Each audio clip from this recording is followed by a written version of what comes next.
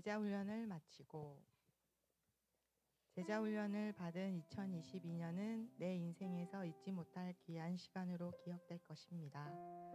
1년 동안 제자훈련을 받으며 나의 시간을 제자훈련에 집중할 수 있어서 더욱 감사합니다. 공부방 일을 대책 없이 그만두고 막막했던 시간에 제자훈련을 받을 수 있는 시간을 허락하신 하나님께 감사드립니다. 내가 놓지 못했던 일들을 놓게 하시고 내가 하기 싫은 일을 하게 하시는 하나님을 찬양합니다. 제자훈련이라는 거창한 제목 하에 부담감이 컸지만 끝까지 포기하지 않고 마칠 수 있었음에 또한 감사합니다. 함께 할 수 있게 동력자를 보내주신 하나님의 사랑에 감사드립니다. 사실 난 제자훈련을 시작할 즈음에 의지가 박약하고 무기력 증세까지 있었습니다. 아무것도 하고 싶지 않았고 자유롭고 내 마음대로 살고 싶었습니다. 그러나 내 인생은 내 마음대로 흘러가지 못했습니다. 난 제자훈련 수업에 참여하고 있었고 내 의지와 상관없이 매주 수업을 받고 있었습니다. 큐티, 성경 암송, 독서록, 성경 통독, 생활과제, 주일 설교 말씀 요약 등 7가지의 과제를 하느라 허덕이며 한 주를 보냈습니다. 설상가상 남편의 눈치와 핀잔은 나를 더욱 힘빠지게 하였습니다. 남편 눈치를 보며 과제를 하는 고충이 이만저만이 아니었습니다. 눈칫밥이 얼마나 서러운지를 제대로 체험한 시간들이었습니다. 그러나 남편을 섬기며 내가 낮아지는 훈련을 통해 남편은 조금씩 나를 이해해 주는 것 같았습니다. 그때마다 하나님의 지혜를 구하며 과제를 해낼 수 있기를 기도했습니다. 그런 고비를 넘길 때마다 하나님은 나를 보게 하셨습니다. 내 안에 있는 나를 직면하게 하셨습니다. 내가 혈기를 부리며 교만하게 살아온 내 지난 나를 돌아보게 하셨습니다. 시기, 질투, 이기심, 교만을 바라보게 하셨고 그것을 치유해 주시고자 하셨습니다. 하나님은 제자훈련을 통해 내가 거듭나기를 원하셨습니다. 구별되어진 삶, 거룩한 삶을 살아가기를 원하셨습니다. 미영 자매님과 민경 지사님과 함께하는 만남의 축복을 주셨습니다. 단언코 두 분이 함께했기에 제자훈련을 끝까지 마칠 수 있었다고 말할 수 있습니다. 나 혼자는 절대로 할 수 없는 과정이었습니다. 아쉽게도 민경 지사님은 이사로 인해 끝까지 함께하지는 못했지만 3명이 함께했던 시간들은 너무도 소중하고 귀한 시간들이었습니다. 이 시간을 빌어 미영 자매님에게 진심으로 감사의 마음을 전합니다. 나의 부정적인 생각과 말을 언제나 다 들어주고 나를 있는 그대로 인정해준 동력자가 있었기에 제자훈련을 무사히 마칠 수 있었습니다. 하나님은 나의 연약함을 잘 아십니다. 그리고 안타까워하십니다. 그래서 나를 제자훈련의 자리로 이끄신 것 같습니다. 훈련을 통해 하나님의 뜻을 깨닫고 하나님과 깊은 관계를 맺게 하시려고 나를 이끄신 것입니다. 나는 나를 포기하고 싶었지만 하나님은 나를 포기하지 않으셨습니다. 제자훈련 덕분에 큐티를 매일 하며 하나님 말씀을 조용히 묵상하며 결단과 적용을 하는 좋은 습관을 가질 수 있었습니다. 또 주일 설교를 집중해서 듣고 그것을 마음속 깊이 새길 수 있는 기쁨을 누리게 되었습니다. 제자훈련은 누구나 받을 수 있습니다. 그러나 그것을 끝까지 마칠 수 있는 것은 아무나 할 수 없는 일인 것 같습니다. 하나님의 도우심과 인도하심이 있어야만 가능한 일인 것 같습니다. 그리고 제자훈련을 두고 고민하는 성도들이 있다면 난 주저없이 받으시라고 권하고 싶습니다. 제자훈련은 자신을 만나고 하나님을 더 가까이 만날 수 있는 값진 훈련이기 때문입니다. 다시 한번 목사님과 미영 자매님에게 감사의 마음을 전합니다. 또한 함께하신 하나님께 감사와 찬양을 올려드립니다. 하나님이 저에게 주신 말씀을 함께 나누고자 합니다. 그런즉 누구든지 그리스도 안에 있으면 새로운 피조물이라. 이전 것은 지나갔으니 보라 새 것이 되었도다. 감사합니다. 네, 감사합니다.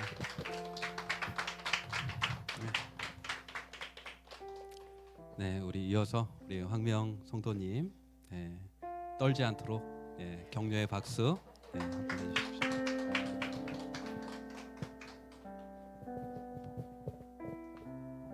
1년 전 목사님께서 저에게 제자반 과정을 제안하셨습니다. 그때 저는 1년 동안 큐티를 하고 있었고 찬양팀을 10개월 정도 섬기고 있었는데 믿음 생활에 대한 여러 가지 의문들이 쌓여가던 시기였습니다. 왜 아직도 나는 교회가 그다지 익숙한 장소가 아닌가, 기도하면 얻게 되는 것이 정말 맞는가 하는 의문과 큐티의 진정한 의미는 잊어버리고 의무감으로 찬양 또한 노래를 부르기에 급급한 것 같은 나의 모습이 느껴지면서 이건 아닌데 하는 생각으로 혼란스러웠습니다. 그렇기에 말씀 훈련을 받으면 답답한 이 상황이 해결되지 않을까 생각하며 말씀에 대한 갈망이 있던 때였습니다.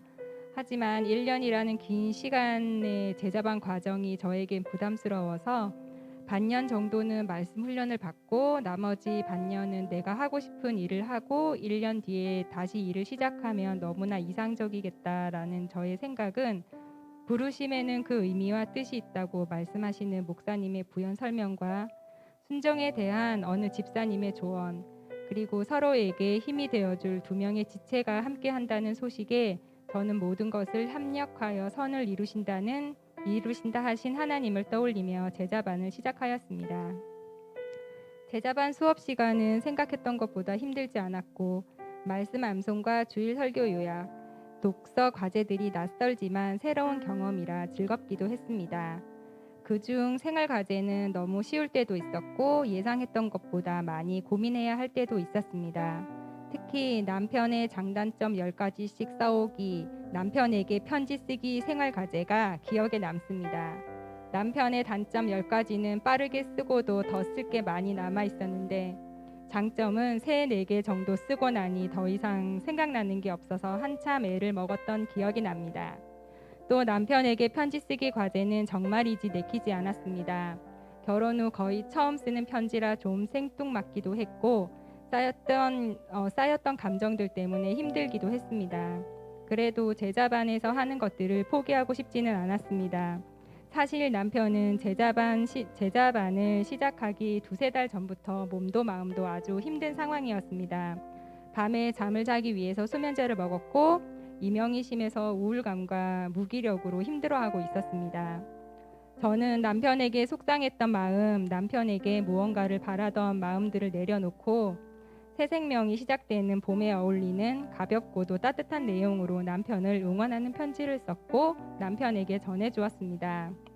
남편에게 편지 쓰기 과제 이후로 저는 남편에 대한 감사한 마음과 그를 더욱 사랑하는 마음을 갖게 되었고 남편을 그저 나의 요구사항을 해결해주는 해결사의 역할을 하는 사람으로만 대했던 것과 그를 진심으로 사랑하지 못했던 저의 마음을 회개하게 되었습니다.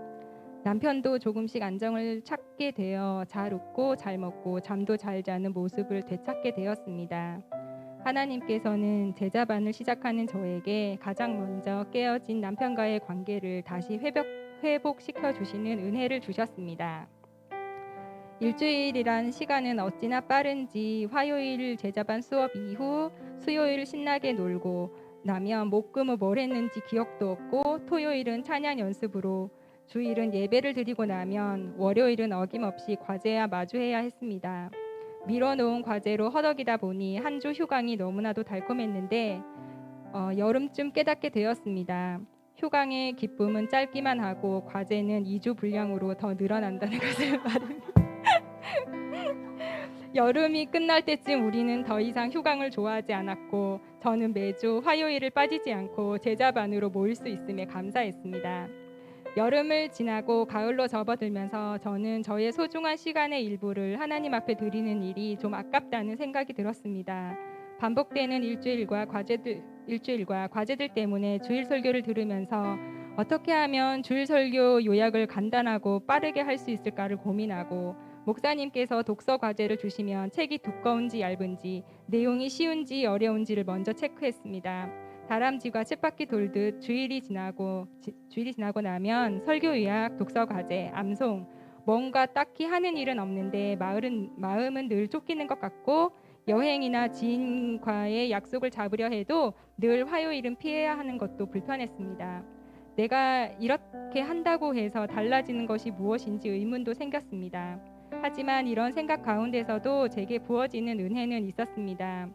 교회의 의미에 대해서 배우게 되었는데 교회는 예수님의 몸이라는 사실과 머리 대신 예수님과 성도는 지체가 되어 유기적으로 움직인다는 것이 감동이 되어지고 깨달아졌습니다. 특히 흔히 보는 편의점의 개수보다 더 많다는 교회, 제가 주일마다 오는 곳이고 성도들이 예배를 드리는 곳, 그 외의 교회가 무슨 의미가 있을까라고 생각하던 저에게 예수님의 피로 교회가 세워졌고 모든 성도가 한 몸의 지체로 연결되어 있다는 사실에 교회를 더 아끼고 사랑하고 싶은 마음이 들었고 지체들이 나의 몸의 일부처럼 더욱 소중하고 귀하게 느껴졌습니다. 그렇기에 함께 제자반을 하던 민경 집사님의 중도 하차는 받아들이기가 힘들었습니다. 모든 일에 하나님의 뜻과 인도하심이 있다는 말씀도 이해가 되지 않았습니다. 어떤 게 진정한 믿음인지 그렇게 제자반을 떠나도 되는 건지 서운하기도 하였습니다. 저는 이제야 교회를 더 사랑하는 마음도 생겼고 지체들을 향한 소중한 마음도 생겼는데 말입니다. 허탈한 저의 마음 가운데 하나님께서는 남아있는 주화자매님과 목사님 그리고 제자반을 위해 늘 기도하고 계신 사모님, 목사님, 집사님들을 생각나게 해주셨습니다. 하나님께서는 저에게 함께하지 못한 분의 목까지 더 열심히 해서 좋은 결과를 맺고 싶다는 소망을 주셨습니다. 이후 제자반 수업은 마치 처음부터 주화자매님과 둘이 했던 것 같은 느낌이 들었고 제자반이 한 주 한 주 지날 때마다 더 소중한 소중한 시간으로 느껴졌습니다. 힘들고 하기 싫었던 성경 읽기도 재밌고 암송도 매일 꾸준히 읽조리니 그리 부담스럽지가 않았습니다. 월요일 하루를 꼬박 과제로 보내지 않아도 될 정도로 여유도 생겼습니다. 때를 따라 도우시는 하나님의 은혜를 깨달을 수 있었습니다.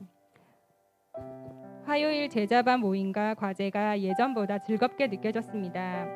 언제 1년이라는 시간을 이렇게 지낼 수 있을까 하는 생각이 들고 제자반을 할 수 있는 시간에 감사했습니다.